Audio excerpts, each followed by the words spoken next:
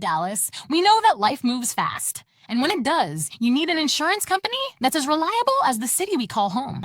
At Northwest Insurance Agency, we're proud to be a part of the Dallas community, offering customized coverage to protect your home, your car, and your family.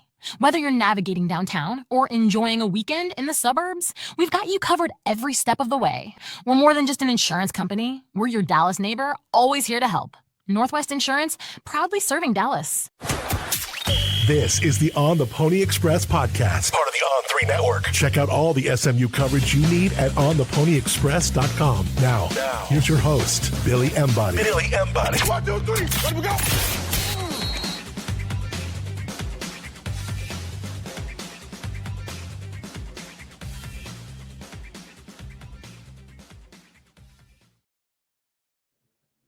Well, welcome in everybody to the On the Pony Express podcast. I'm Dean Ralsky. Hope you all enjoyed your weekend as the Mustangs had a pretty good one. Not only did they wrap up spring practice with a little private event for some season ticket holders, but they also got numerous commits, both out of the high school ranks and the transfer portal. So it was a very successful weekend for the Mustangs.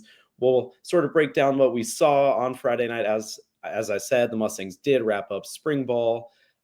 And we'll also talk about all 4 of the Mustang commits, a few on the defensive line and then one addition to the secondary. So we'll break that down. But before we do that, let's hear a word from our sponsor, the Thomas Auto Group, and more about the Thomas Promise. The On the Pony Express podcast is also presented by our friends at the Thomas Auto Group. Make sure you head up 75 to McKinney, check out their Ford, Subaru, Volkswagen dealerships, learn about the Thomas Promise, and also when you mention On the Pony Express, you get employee pricing on new and pre-owned vehicles. So check out the Thomas Promise today, and we appreciate Brandon Thomas, an SMU alum, supporting us at the On the Pony Express podcast. At Thomas Auto Group, the Thomas Promise includes the low price promise, the pre-owned promise, and the 72-hour exchange promise. And finally, the 100% customer satisfaction promise. So shop Thomas Auto Group today, home of the Thomas Promise. So thank you to the Thomas Auto Group for sponsoring the On the Pony Express podcast. But the Mustangs had their final spring practice on Friday night, and there was plenty to take in. We heard from new athletic director Damon Evans, coach of the men's basketball team Andy Enfield was there. Also heard from Coach Lashley, who said he wants to push the Mustangs back to the playoff and make a deeper run than they did last year. So plenty to get excited about. But in terms of what they saw on the field, I think let's start with the running backs, as we know that the Mustangs have a couple of running backs coming in this summer. TJ Harden, the transfer from UCLA, who led the Bruins in rushing yards last year.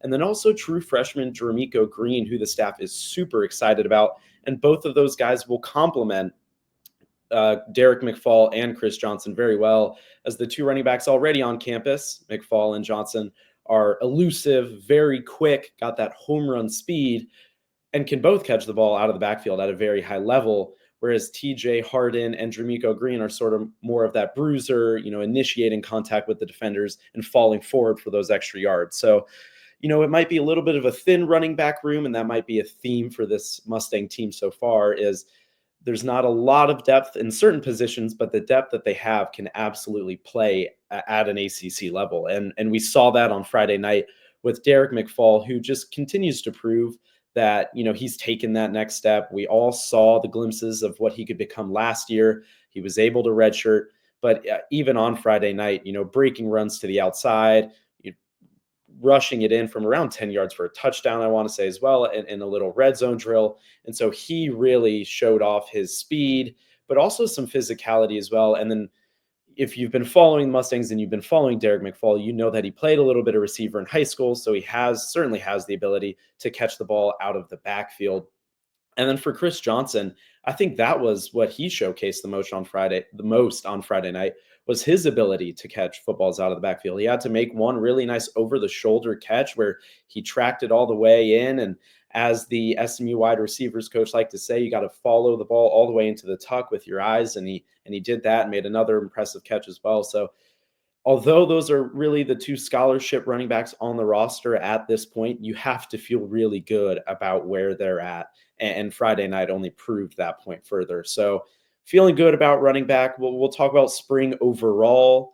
in a few days and sort of the outlook on that room for the future. But both McFall and Johnson had nice practices on Friday. The next part of the offense that I think I should touch on is the offensive line. This is a group that Coach Lashley said after Friday night's practice has the potential to be better than last year. Now, he also said that he doesn't like the word potential because that just means you haven't gone out and proved it yet. But he's right. The raw talent is there. They're going to have to work together. There are a lot of options, and it will probably end up being difficult for Coach Lashley and offensive line coach Garen Justice to, pick that rotation of who are the best 5 to 8 or 9 guys that they want to push out there the most. Now, of course, you've got the veterans, especially returning from last year when you think about PJ Williams on the right side, who's looked sharp. Logan Parr, he's barring anything crazy, cemented and solidified his spot at left guard. Addison Nichols has come in this spring and looked great, and he did again on Friday night. And then sort of the right guard spot is up for grabs a little bit when you think about a Joshua Bates or a Nate Anderson. We also saw Joshua Bates take some snaps at center on Friday, as he could potentially be a depth piece behind Addison Nichols if need be. And then left tackle is an interesting spot as well. You've got Savion Byrd, who's there. You've got Jermod Odoms, the highly, highly recruited true freshman tackle from Texas that's going to come in this summer, and he'll push right away. And you've got Andrew Chamblee, who, again, can kind of play both tackle spots. Right now is playing predominantly on the right side behind P.J. Williams. But he's a guy that Coach Lashley also said might have had the best spring out of anyone on the team. And that goes beyond just what he did on the football field. He looked good on the field, but also he just looks bigger. When you think about when he came in from Arkansas last year, the staff really liked his ability and technique, but in terms of just raw power, and he was maybe on the little bit of the slimmer side when he arrived on the hilltop a year ago. But fast forward a year later, he looks bigger, stronger, and he's proving it out on the football field.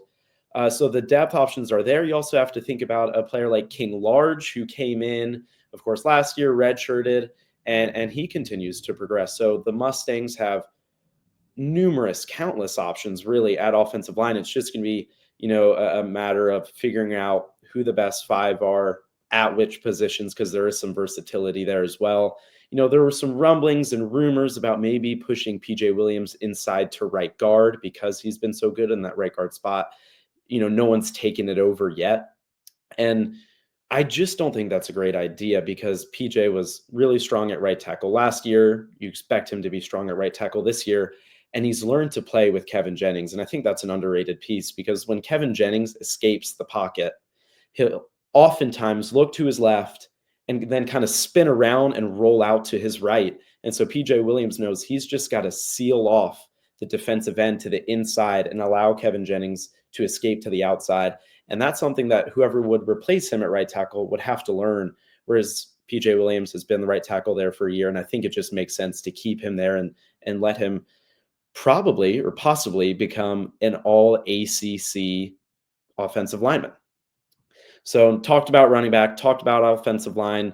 Again, those are 2 spots. There are additions coming in the summer, but you have to like what you saw on Friday night, and that should give you some hope for what's to come in the fall for the 2025 season. So before we break down a little bit more on the offense, and then we'll switch over to the defense, let's hear a word from Status Jet. The On the Pony Express podcast is presented by our friends at Status Jet, statusjet.com. Appreciate their support of us, but also giving you guys a discount on a round trip flight. When you reach out to them and you mention code PonyUpACC or On the Pony Express, they'll give you that discount, whether it be a family vacation of a lifetime, teaming up with a bunch of families to go somewhere, or taking clients and work colleagues on a work trip.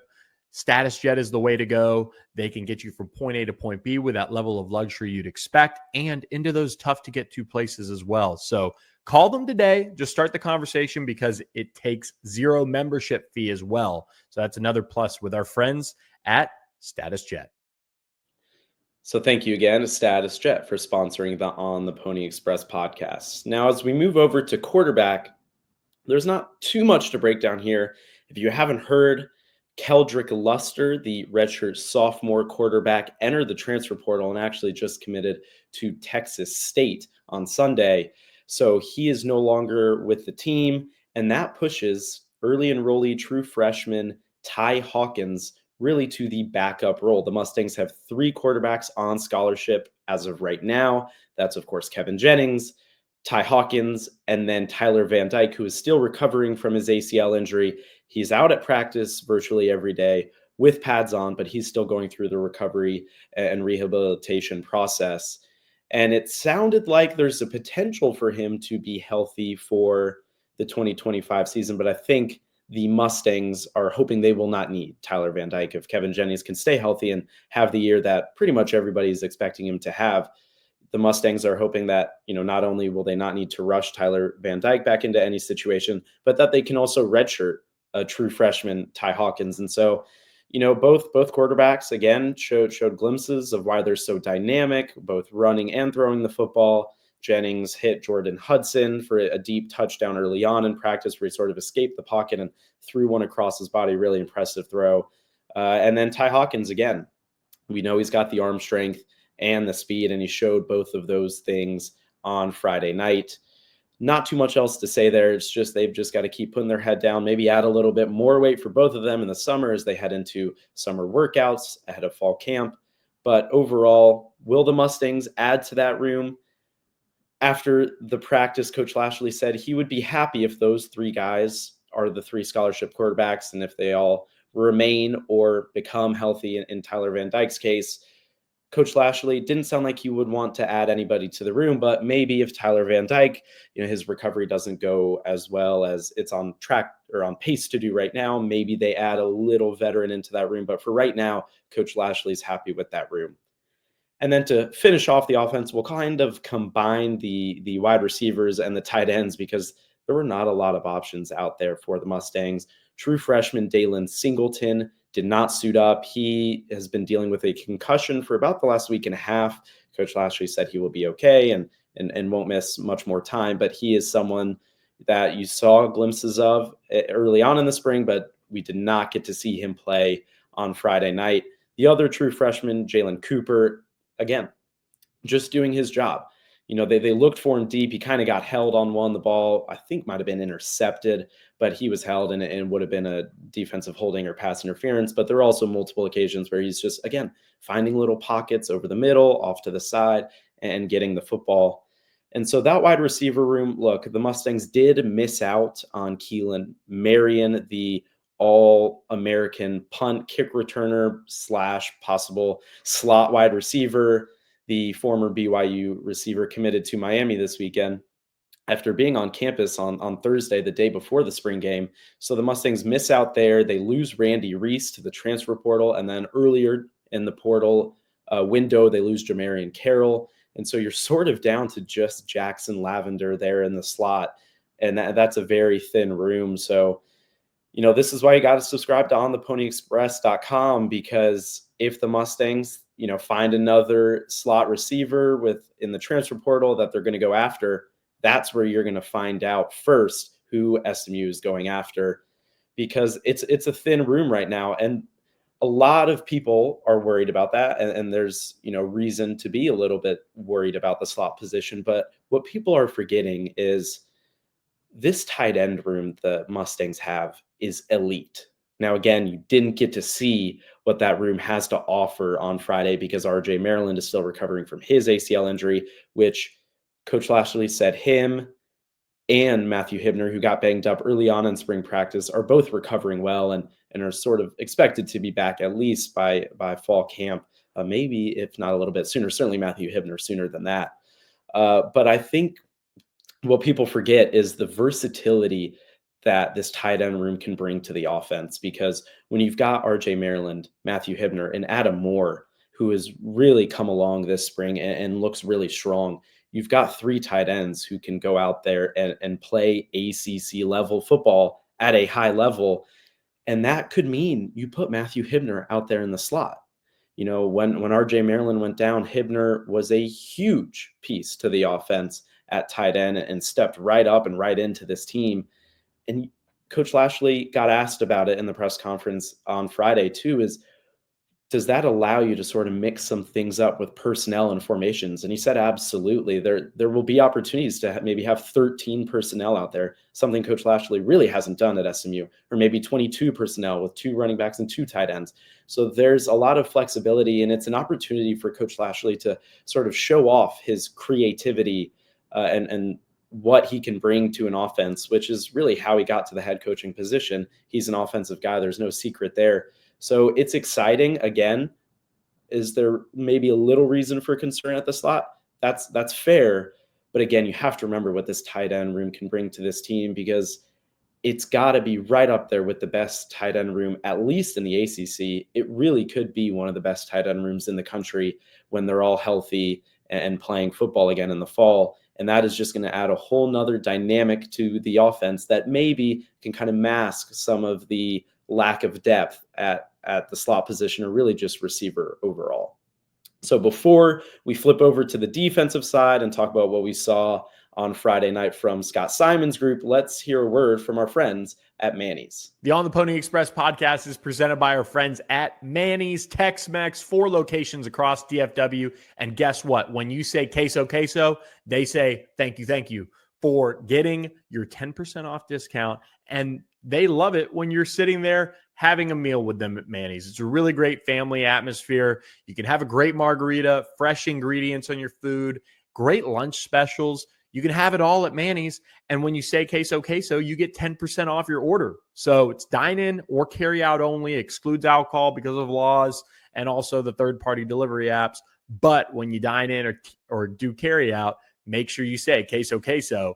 And we're looking forward to a huge event on Cinco de Mayo too. So stay tuned for more on that at Manny's Tex-Mex. So whether it be Saxe, Heath, right there, Coit and Campbell, just south of Plano and Richardson, or on Mockingbird at their Lakewood location, it's always a great time at Manny's. Make sure you check them out, Manny's Tex-Mex. So thank you to Manny's Tex-Mex, a great spot to grab some Mexican food and say queso, queso for 10% off. Now, as we flip over to the defensive side of the ball, this was a group that made some really nice plays, maybe left some opportunities for turnovers there on the field. But we'll start with the defensive line, where you saw, DJ Wagner and Billy Walton on the edge. They may not be the starters on the edge for SMU, as you've got Isaiah Smith and Cam Robertson, who have been at SMU and produced for the Mustangs. But those are 2 guys that continue, or really finished up what was a strong spring for both of them. Billy Walton, we've reported on the ponyexpress.com the sort of spring that Billy Walton has had and the size he's added to his frame. And then DJ Wagner, the transfer from Kansas who came in, you saw why he was so highly recruited out of high school. I think maybe even Kansas's highest high school commit ever at the time when he committed. And he, on one rep, blew right past Andrew Chamblee on the outside and got a pressure in on the quarterback. Was unclear whether he would have gotten a sack if they were playing true live football. But Billy Walton also getting pressure on the quarterback. And that's where you have to feel good about the defensive line, is on the outside. You've got Cam Robertson and DJ Wagner. Or, well, really, it's the other way. It's Cam Robertson and DJ Wagner maybe on that strong side, and then Isaiah Smith and Billy Walton as the bandits. But DJ Wagner can also play the bandit position. They've got versatility there. They've got Jakai Lane coming in the summer, the transfer from Missouri. And then on the interior, again, that's where the Mustangs are still looking to add some players. They did add a transfer this weekend. We'll get to him, a Memphis transfer. We'll get to him in a little bit, a big body there in the middle. As you move back again, Coach Lashley talked about Alex Kilgore maybe having one of the bigger springs as a leader. He's one of the most vocal players out in practice consistently, and he's really ready to take on that leadership role, and he did it again Friday night. And he looked really, really strong. Now, as you move into the secondary, that's where, again, you didn't see Marcellus Barnes. He's still wearing that non-contact jersey. Sounds like he'll be okay when talking with Coach Lashley, but just, again, sort of precautionary. No reason to risk him in April. And Deuce Harmon had opportunities. He did break up one pass, sort of on a 50-50 ball, and then Romello Brinson caught one on a contested ball in the end zone. So he's still fighting.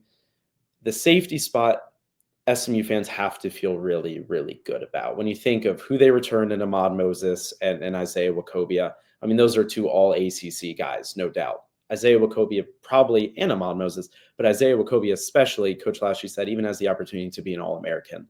And there's no disagreeing with that. The way he played last year, the tackles, the turnovers, if he can just continue to elevate his game a little bit, he will absolutely be in contention for an All-American safety spot in the fall. But you can't forget about some of these younger guys in the room as well. Tyron Polley, Man, the early enrollee from Duncanville. He made a nice play breaking up a pass over the middle, and he really finished off what was also a strong spring for him in that safety room. He's got the size to factor in right away at safety. Not saying he's pushing either of Ahmad Moses or Isaiah Wacobia for a starting spot, but the Mustangs do like to play three safeties a lot of the time. So we'll see what they do. Is it a Jaden Milner Jones stepping up?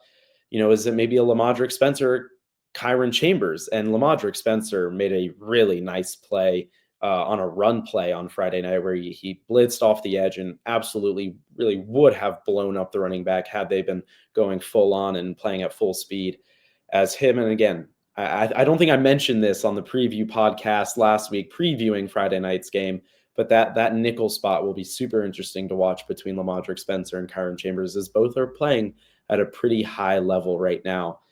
And so the defense, again, they're still on the market for a linebacker. Coach Lashley, he was asked, what are his biggest question marks heading into the season? Because as highly as he talks about his team, and he should, you can't say it is absolutely perfect. And so Coach Lashley did talk about linebacker, and the Mustangs are bringing in at least one linebacker visitor. See who it is on ontheponyexpress.com. Make sure to subscribe because it is a big-time, high-production linebacker with some Power 4 experience. And I don't think they're done at looking in the defensive line. If they could find one more body maybe on the interior. Again, they brought in a Memphis transfer this weekend, got him to commit.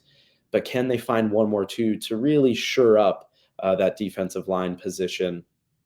We'll have to wait and see. But overall, the Mustangs did a nice job on Friday, got out of it healthy, which was the most important part of Friday night. And so now they'll head into summer workouts as they get ready for fall camp, because it really will be here before we know it. So we've sort of wrapped up Friday night. Now, before we go ahead and talk about all of SMU's new commits, let's hear from our friends at My Perfect Franchise. The On the Pony Express podcast is also presented by our friends at My Perfect Franchise. Andy Ludicky has been a franchise consultant for decades. He's also a franchise owner, which makes him perfect to help you through your franchise journey, whether that is finding your first ever business kind of outside of your comfort zone, or getting the latest intel on what the trends are in the franchise world so he can help you get into the franchise business and world. He can do all of that for you at myperfectfranchise.net. Give him a call, 404-973-9901, or email him, Andy, ANDY, at myperfectfranchise.net. So he's a huge help. And also, if you do get into the franchise business world and Andy helps you do it, he'll donate money back to SMU's collective. So appreciate Andy Ludicky for his support of the On the Pony Express podcast. So thank you to My Perfect Franchise. Now, as I said, the Mustangs coming out healthy of Friday night was not the only good news they received to end the week. They, right after practice, really heard that Markel Ford, the former Texas A&M committed to the Mustangs. He has offers, a really impressive offer list from LSU, Texas, Oregon, and of course Texas A&M, where he was committed. He is a safety in the 2026 class that, will certainly have Coach Simons and the safety room excited. He's listed at around 6 feet, 190 pounds, from the Mesquite, Texas area.